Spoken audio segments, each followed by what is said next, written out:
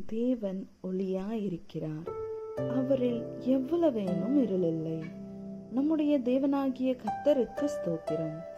அப்போஸ்தலனாகிய யோவான் எழுதின முதலாம் நிருபம் 1 அதிகாரம். ஆதி முதல் இருந்ததும் நாங்கள் கேட்டதும் எங்கள் கண்களினாலே கண்டதும் நாங்கள் நோக்கி பார்த்ததும் எங்கள் கைகளினாலே தொட்டதுமாயிருக்கிற ஜீவ வார்த்தையை குறித்து உங்களுக்கு அறிவிக்கிறோம். அந்த ஜீவன் வெளிப்பட்டது, பிதாவினிடத்திலிருந்தும் எங்களுக்கு வெளிப்பட்டதுமான நித்தியமாயிருக்கிற அந்த ஜீவனை நாங்கள் கண்டு அதை குறித்து சாட்சி கொடுத்து அதை உங்களுக்கு அறிவிக்கிறோம். நீங்களும் எங்களோட ஐக்கியம் உள்ளவர்களாகும்படி நாங்கள் கண்டும் கேட்டும் இருக்கிறதை உங்களுக்கும் அறிவிக்கிறோம். எங்களுடைய ஐக்கியம் பிதாவோடும் அவருடைய குமாரனாகிய இயேசு கிறிஸ்துவோடும் இருக்கிறது. உங்கள் சந்தோஷம் நிறைவாயிருக்கும்படி இவைகளை உங்களுக்கு எழுதுகிறோம். தேவன் ஒளியாயிருக்கிறார், அவரில் எவ்வளவேனும் இருளில்லை. இது நாங்கள் அவரிடத்தில் கேட்டு உங்களுக்கு அறிவிக்கிற விசேஷமாயிருக்கிறது.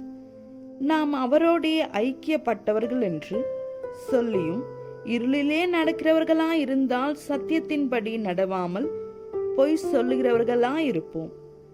அவர் ஒளியாயிருக்கிறது போல நாமும் ஒளியிலே நடந்தால் ஒருவரோடொருவர் ஐக்கியப்பட்டிருப்போம். அவருடைய குமாரனாகிய இயேசு கிறிஸ்துவின் இரத்தம் சகல பாவங்களையும் நீக்கி நம்மை சுத்திகரிக்கும். நமக்கு பாவம் இல்லை என்போமானால் நம்மை நாமே வஞ்சிக்கிறவர்களாயிருப்போம். சத்தியம் நமக்குள் இராது. நம்முடைய பாவங்களை நாம் அறிக்கையிட்டால் பாவங்களை நமக்கு மன்னித்து எல்லா அநியாயத்தையும் நீக்கி நம்மை சுத்திகரிப்பதற்கு அவர் உண்மையும் நீதியும் உள்ளவராயிருக்கிறார். நாம் பாவம் செய்யவில்லை என்போமானால் நாம் அவரை பொய்யார் ஆக்குகிறவர்களாயிருப்போம். அவருடைய வார்த்தை நமக்குள் இராது. ஆமென். 1 யோவான் 2 அதிகாரம். என் பிள்ளைகளே, நீங்கள் பாவம் செய்யாதபடிக்கு இவைகளை உங்களுக்கு எழுதுகிறேன். ஒருவன் பாவம் செய்தவன் ஆனால் நீதிபரராயிருக்கிற இயேசு கிறிஸ்து நமக்காக பிதாவினிடத்தில் பரிந்து பேசுகிறவராயிருக்கிறார். நம்முடைய பாவங்களை நிவர்த்தி செய்கிற கிருபாதார பலி அவரே. நம்முடைய பாவங்களை மாத்திரமல்ல, சர்வலோகத்தின் பாவங்களையும் நிவர்த்தி செய்கிற பலியாயிருக்கிறார். அவருடைய கற்பனைகளை நாம் கை கொள்ளுகிறவர்கள் ஆனால் அவரை அறிந்திருக்கிறோம் என்பதை அதனால் அறிவோம். அவரை அறிந்திருக்கிறோம் என்று சொல்லியும் அவருடைய கற்பனைகளை கை கொள்ளாதவன் பொய்யானாயிருக்கிறான், அவனுக்குள் சத்தியமில்லை. அவருடைய வசனத்தை கை கொள்ளுகிறவனிடத்தில் தெய்வ அன்பு மெய்யாக பூரணப்பட்டிருக்கும். நாம் அவருக்குள் இருக்கிறோம் என்பதை அதனாலே அறிந்திருக்கிறோம். அவருக்குள் நிலைத்திருக்கிறேன் என்று சொல்லுகிறவன் அவர் நடந்தபடியே தானும் நடக்க வேண்டும். சகோதரரே, நான் உங்களுக்கு புதிய கற்பனையை அல்ல, ஆதி முதல் நீங்கள் பெற்றிருக்கிற பழைய கற்பனையையே எழுதுகிறேன். அந்த பழைய கற்பனை நீங்கள் ஆதி முதல் கேட்டிருக்கிற வசனம்தானே. மேலும் நான் புதிய கற்பனையையும் உங்களுக்கு எழுதுகிறேன். இது அவர்களுக்குள்ளும் உங்களுக்குள்ளும் மெய்யா இருக்கிறது. ஏனென்றால் இருள் நீங்கி போகிறது, மெய்யான ஒளி இப்பொழுது பிரகாசிக்கிறது. ஒளியிலே இருக்கிறேன் என்று சொல்லியும் தன் சகோதரனை பகைக்கிறவன் இதுவரைக்கும் இருளிலே இருக்கிறான். தன் சகோதரனிடத்தில் அன்பு கூறுகிறவன் ஒளியிலே நிலை கொண்டிருக்கிறான். அவனிடத்தில் இடரல் ஒன்றுமில்லை. தன் சகோதரனை பகைக்கிறவன் இருளிலே இருந்து இருளிலே நடக்கிறான்.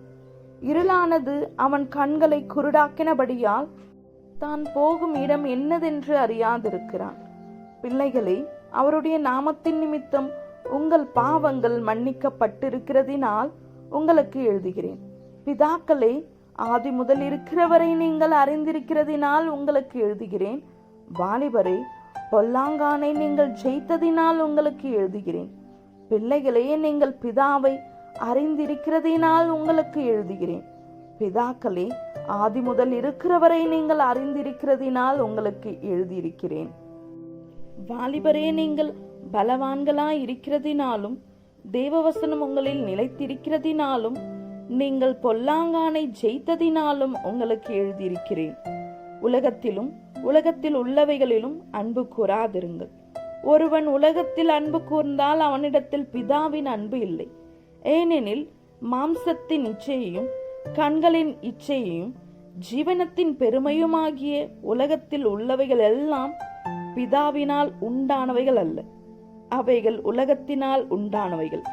உலகமும் அதன் இச்சையும் ஒழிந்து போகும். தேவனுடைய சித்தத்தின்படி செய்கிறவனோ என்றென்றைக்கும் நிலைத்திருப்பான். பிள்ளைகளே, இது கடைசி காலமாயிருக்கிறது. அந்தி கிறிஸ்து வருகிறான் என்று நீங்கள் கேள்விப்பட்டபடி இப்பொழுதும் அநேக அந்தி கிறிஸ்துகள் இருக்கிறார்கள். அதனாலே இது கடைசி காலம் என்று அறிகிறோம். அவர்கள் நம்மை விட்டு பிரிந்து போனார்கள். ஆகிலும் அவர்கள் நம்முடையவர்களா இருக்கவில்லை. நம்முடையவர்களா இருந்தார்கள், ஆனால் நம்முடனே நிலைத்திருப்பார்களே. எல்லாரும் நம்முடையவர்கள் அல்லவென்று வெளியாகும்படிக்கே பிரிந்து போனார்கள்.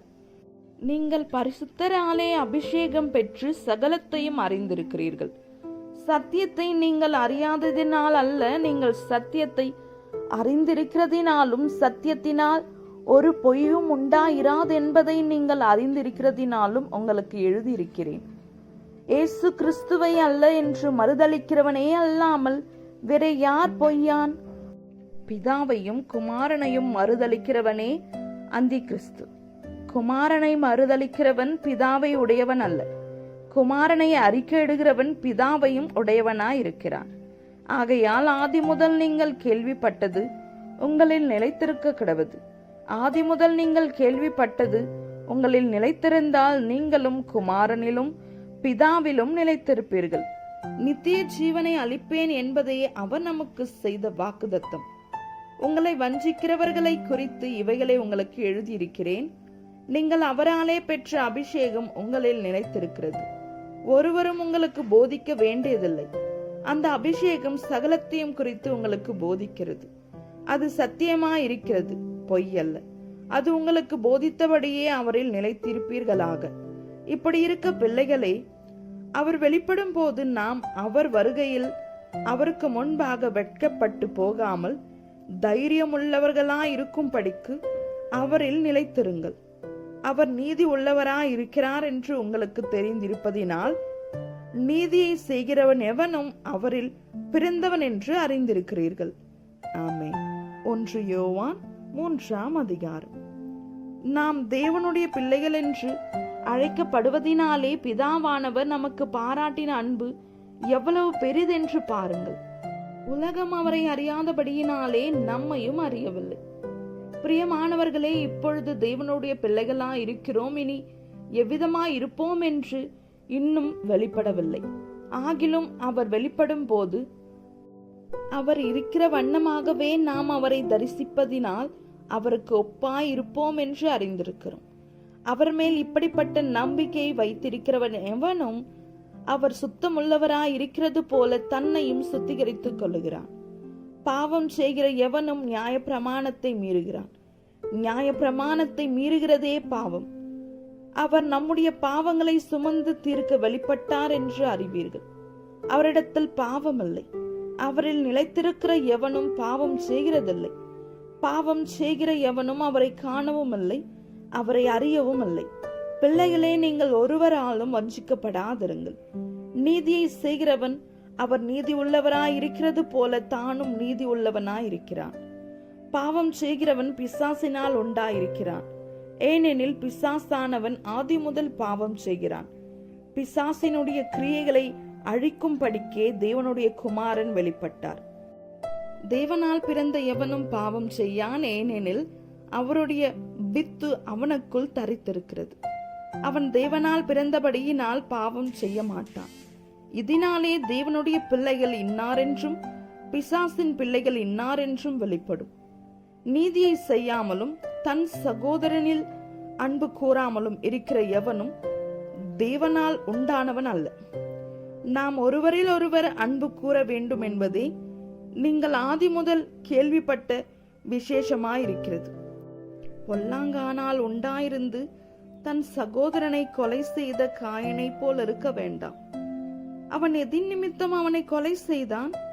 தன் கிரியைகள் பொல்லாதவைகளும் தன் சகோதரனுடைய கிரியைகள் நீதி உள்ளவைகளுமாய் இருந்ததினால் நிமித்தம்தானே. என் சகோதரரே, உலகம் உங்களை பகைத்தால் ஆச்சரியப்படாதிருங்கள். நாம் சகோதரரிடத்தில் அன்பு கூறுகிறபடியால் மரணத்தை விட்டு நீங்கி ஜீவனுக்கு உட்பட்டிருக்கிறோம் என்று அறிந்திருக்கிறோம். சகோதரனிடத்தில் அன்பு கூறாதவன் மரணத்திலே நிலை கொண்டிருக்கிறான். தன் சகோதரனை பகைக்கிற எவனும் மனுஷ கொலைபாதகனாய் இருக்கிறான். மனுஷ கொலைபாதகன் எவனோ அவனுக்கு நித்திய ஜீவன் நிலைத்திராது என்று அறிவீர்கள். அவர் தம்முடைய ஜீவனை நமக்காக கொடுத்ததினாலே அன்பு இன்னதென்று அறிந்திருக்கிறோம். நாமும் சகோதரருக்காக ஜீவனை கொடுக்க கடனாளிகளாயிருக்கிறோம். ஒருவன் இவ்வுலக ஆஸ்தி உடையவனாயிருந்து தன் சகோதரனுக்கு குறைச்சல் உண்டென்று கண்டு தன் இருதயத்தை அவனுக்கு அடைத்து கொண்டால் அவனுக்குள் தேவ அன்பு நிலை கொள்ளுகிறது எப்படி? என் பிள்ளைகளே, வசனத்தினாலும் நாவினாலும் அல்ல, கிரியையினாலும் உண்மையினாலும் அன்பு கூறக்கடவும்.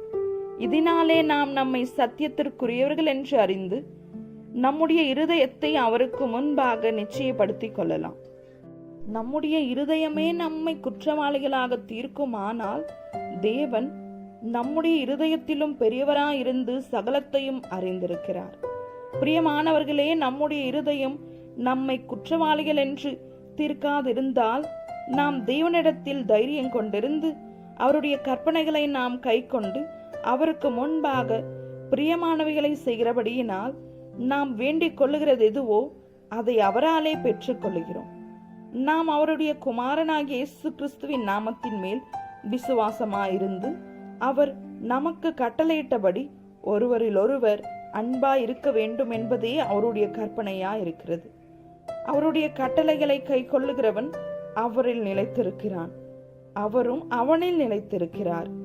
அவர் நம்மில் நிலைத்திருக்கிறதை அவர் நமக்கு தந்தருளின ஆவியினாலே அறிந்திருக்கிறோம். ஆமென். 1 யோவான் 4ஆம் அதிகாரம். பிரியமானவர்களே, உலகத்தில் அநேக கள்ள தீர்க்கதரிசிகள் தோன்றி இருப்பதினால் நீங்கள் எல்லா ஆவிகளையும் நம்பாமல் அந்த ஆவிகள் தேவனால் உண்டானவைகளோ என்று சோதித்தறியுங்கள். தேவ ஆவியை நீங்கள் எதினாலே அறியலாம் என்றால், மாம்சத்தில் வந்த இயேசு கிறிஸ்துவை அறிக்கை பண்ணுகிற எந்த ஆவியும் தேவனால் உண்டாயிருக்கிறது. மாம்சத்தில் வந்த இயேசு கிறிஸ்துவை அறிக்கை பண்ணாத எந்த ஆவியும் தேவனால் உண்டானதல்ல. வருமென்று நீங்கள் கேள்விப்பட்ட அந்தி கிறிஸ்துவினுடைய ஆவி அதுவே. அது இப்பொழுதும் உலகத்தில் இருக்கிறது. பிள்ளைகளே, நீங்கள் தேவனால் உண்டாயிருந்து அவர்களை ஜெயித்தீர்கள். ஏனெனில் உலகத்தில் இருக்கிறவனிலும் உங்களில் இருக்கிறவர் பெரியவர். அவர்கள் உலகத்துக்குரியவர்கள், ஆகையால் உலகத்துக்குரியவைகளை பேசுகிறார்கள். உலகமும் அவர்களுக்கு செவி கொடுக்கும். நாங்கள் தேவனால் உண்டானவர்கள். தேவனை அறிந்தவன் எங்களுக்கு செவி கொடுக்கிறான். தேவனால் உண்டாயிராதவன் எங்களுக்கு செவி கொடுக்கிறதில்லை. இதனாலே சத்திய ஆவி இன்னதென்றும் வஞ்சக ஆவி இன்னதென்றும் அறிந்திருக்கிறோம். பிரியமானவர்களே, ஒருவரில் ஒருவர் அன்பாய் இருக்க கடவும். ஏனெனில் அன்பு தேவனால் உண்டாயிருக்கிறது. அன்புள்ள எவனும் தேவனால் பிறந்து அவரை அறிந்திருக்கிறான். அன்பில்லாதவன் தேவனை அறியான். தேவன் அன்பாகவே இருக்கிறார். தம்முடைய ஒரே பேரான குமாரனாலே நாம் பிழைக்கும்படிக்கு தேவன் அவரை உலகத்திலே அனுப்பினதினால் தேவன் நம்மேல் வைத்த அன்பு வெளிப்பட்டது. நாம் தேவனிடத்தில் அன்பு கூர்ந்ததினால் அல்ல, அவர் நம்மிடத்தில் அன்பு கூர்ந்து நம்முடைய பாவங்களை நிவர்த்தி செய்கிற கிருபாதார பலியாக தம்முடைய குமாரனை அனுப்பினதினாலே அன்பு உண்டாயிருக்கிறது. பிரியமானவர்களே, தேவன் இவ்விதமாய் நம்மிடத்தில் அன்பு கூர்ந்திருக்க நாமும் ஒருவரிடத்தில் ஒருவர் அன்பு கூற கடனாளிகளாயிருக்கிறோம். தேவனை ஒருவனும் ஒருபோதும் கண்டதில்லை. நாம் ஒருவரிடத்தில் ஒருவன் அன்பு கூர்ந்தால் தேவன் நமக்குள் நிலைத்திருக்கிறார். அவருடைய அன்பும் நமக்குள் பூரணப்படும். அவர் தம்முடைய ஆவியில் நமக்கு தந்தருளினதினாலே நாம் அவரிலும் அவர் நம்மிலும் நிலைத்திருக்கிறதை அறிந்திருக்கிறோம். பிதாவானவர் குமாரனை உலக இரட்சகராக அனுப்பினார் என்று நாங்கள் கண்டு சாட்சியிடுகிறோம். இயேசுவானவர் தேவனுடைய குமாரன் என்று அறிக்கை பண்ணுகிறவன் எவனோ அவனில் தேவன் நிலைத்திருக்கிறார், அவனும் தேவனில் நிலைத்திருக்கிறான். தேவன் நம்மேல் வைத்திருக்கிற அன்பை நாம் அறிந்து விசுவாசித்திருக்கிறோம். தேவன் அன்பாகவே இருக்கிறார். அன்பில் நிலைத்திருக்கிறவன் தேவனில் நிலைத்திருக்கிறான், தேவனும் அவனில் நிலைத்திருக்கிறார். நியாய தீர்ப்பு நாளிலே நமக்கு தைரியம் உண்டாயிருக்கத்தக்கதாக அன்பு நம்மிடத்தில் பூரணப்படுகிறது. ஏனென்றால் அவர் இருக்கிற பிரகாரமாக நாமும் இவ்வுலகத்தில் இருக்கிறோம். அன்பிலே பயமில்லை. பூரண அன்பு பயத்தை புறம்பே தள்ளும். பயமானது வேதனை உள்ளது. பயப்படுகிறவன் அன்பில் பூர்ணப்பட்டவன் அல்ல. அவர் முந்தி நம்மிடத்தில் அன்பு கூர்ந்தபடியால் நாமும் அவரிடத்தில் அன்பு கூறுகிறோம். தேவனிடத்தில் அன்பு கூறுகிறேன் என்று ஒருவன் சொல்லியும் தன் சகோதரனை பகைத்தால் அவன் பொய்யான். தான் கண்ட சகோதரனிடத்தில் அன்பு கூறாமல் இருக்கிறவன் தான் காணாத தேவனிடத்தில் எப்படி அன்பு கூறுவான்? தேவனிடத்தில் அன்பு கூறுகிறவன் தன் சகோதரனிடத்திலும் அன்பு கூற வேண்டும் என்கிற இந்த கற்பனையை அவராலே பெற்றிருக்கிறோம். ஆமென். 1 யோவான் 4ஆம் அதிகாரம். இயேசுவானவரே கிறிஸ்து என்று விசுவாசிக்கிற எவனும் தேவனால் பிறந்திருக்கிறான். பிறப்பித்தவரினிடத்தில் அன்பு கூறுகிற எவனும் அவரால் பிறப்பிக்கப்பட்டவனிடத்திலும் அன்பு கூறுகிறான். நாம் தேவனிடத்தில் அன்பு கூர்ந்து அவருடைய கற்பனைகளை கை கொள்ளும் போது தேவனுடைய பிள்ளைகளிடத்தில் அன்பு கூறுகிறோம் என்று அறிந்து கொள்ளுகிறோம். நாம் தேவனுடைய கற்பனைகளை கை கொள்ளுவதே அவரிடத்தில் அன்பு கூறுவதாம். அவருடைய கற்பனைகள் பாரமானவைகளும் அல்ல. தேவனால் பிறப்பதெல்லாம் உலகத்தை ஜெயிக்கும். நம்முடைய விசுவாசமே உலகத்தை ஜெயிக்கிற ஜெயம். இயேசுவானவர் தேவனுடைய குமாரன் என்று விசுவாசிக்கிறவனே அன்றி உலகத்தை ஜெயிக்கிறவன் யார்? இயேசு கிறிஸ்துவாகிய இவரே ஜலத்தினாலும் இரத்தத்தினாலும் வந்தவர். ஜலத்தினாலே மாத்திரமல்ல, ஜலத்தினாலும் இரத்தத்தினாலும் வந்தவர் ஆவியானவர். சத்தியமாகையால் ஆவியானவரே சாட்சி கொடுக்கிறவர். பரலோகத்திலே சாட்சி இடுகிறவர்கள் மூவர், பிதா, வார்த்தை, பரிசுத்த ஆவி என்பவர்களே. இம்மூவரும் ஒன்றாயிருக்கிறார்கள். பூலோகத்திலே சாட்சி இடுகிறவைகள் 3, ஆவி, ஜலம், இரத்தம் என்பவைகளே. இம்மூன்றும் ஒருமைப்பட்டிருக்கிறது. நாம் மனுஷருடைய சாட்சியை ஏற்றுக்கொண்டால் அதை பார்க்கிலும் தேவனுடைய சாட்சி அதிகமாயிருக்கிறது.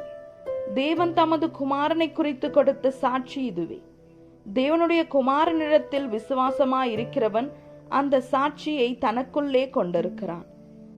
தேவனை விசுவாசியாதவனோ தேவன் தம்முடைய குமாரனை குறித்து கொடுத்த சாட்சியை விசுவாசியாததினால் அவரை பொய்யாராக்குகிறான். தேவன் நமக்கு நித்திய ஜீவனை தந்திருக்கிறார். அந்த ஜீவன் அவருடைய குமாரனில் நிலைத்திருக்கிறது என்பதே அந்த சாட்சியாம். குமாரனை உடையவன் ஜீவனை உடையவன். தேவனுடைய குமாரன் இல்லாதவன் ஜீவன் இல்லாதவன். உங்களுக்கு நித்திய ஜீவன் உண்டென்று நீங்கள் அறியவும் தேவகுமாரனுடைய நாமத்தின் மேல் நீங்கள் விசுவாசமாயிருக்கவும் தேவகுமாரனுடைய நாமத்தின் மேல் விசுவாசமாயிருக்கிற உங்களுக்கு இவைகளை எழுதியிருக்கிறேன். நாம் எதையாகிலும் அவருடைய சித்தத்தின்படி கேட்டால் அவர் நமக்கு செவி கொடுக்கிறார் என்பதே அவரை பற்றி நாம் கொண்டிருக்கிற தைரியம். நாம் எதை கேட்டாலும் அவர் நமக்கு செவி கொடுக்கிறார் என்று நாம் அறிந்திருந்தோமானால் அவரிடத்தில் நாம் கேட்டவைகளை பெற்றுக்கொண்டோம் என்றும் அறிந்திருக்கிறோம். மரணத்துக்கு ஏதுவல்லாத பாவத்தை தன் சகோதரன் செய்ய ஒருவன் கண்டால் அவன் வேண்டுதல் செய்ய கடவன். அப்பொழுது அவனுக்கு ஜீவனை கொடுப்பார். யாருக்கென்றால் மரணத்துக்கு ஏதுவல்லாத பாவத்தை செய்தவர்களுக்கே. மரணத்துக்கு ஏதுவான பாவம் உண்டு. அதை குறித்து வேண்டுதல் செய்ய நான் சொல்லேன். அநீதியெல்லாம் பாவம்தான். என்றாலும் மரணத்துக்கு ஏதுவல்லாத பாவமும் உண்டு. தேவனால் பிறந்த எவனும் பாவம் செய்யான் என்று அறிந்திருக்கிறோம். தேவனால் பிறந்தவன் தன்னை காக்கிறான், பொல்லாங்கான் அவனை தொடான். நாம் தேவனால் உண்டாயிருக்கிறோம் என்று உலகம் முழுவதும் பொல்லாங்கானுக்குள் கிடக்கிறதென்றும் அறிந்திருக்கிறோம். அன்றியும் நாம் சத்தியம் உள்ளவரை அறிந்து கொள்வதற்கு தேவனுடைய குமாரன் வந்து நமக்கு புத்தியை தந்திருக்கிறார் என்றும் அறிவோம். அவருடைய குமாரனாகிய இயேசு கிறிஸ்து எனப்பட்ட சத்தியம் உள்ளவருக்குள்ளும் இருக்கிறோம். இவரே மெய்யான தேவனும் நித்திய ஜீவனுமாயிருக்கிறார்.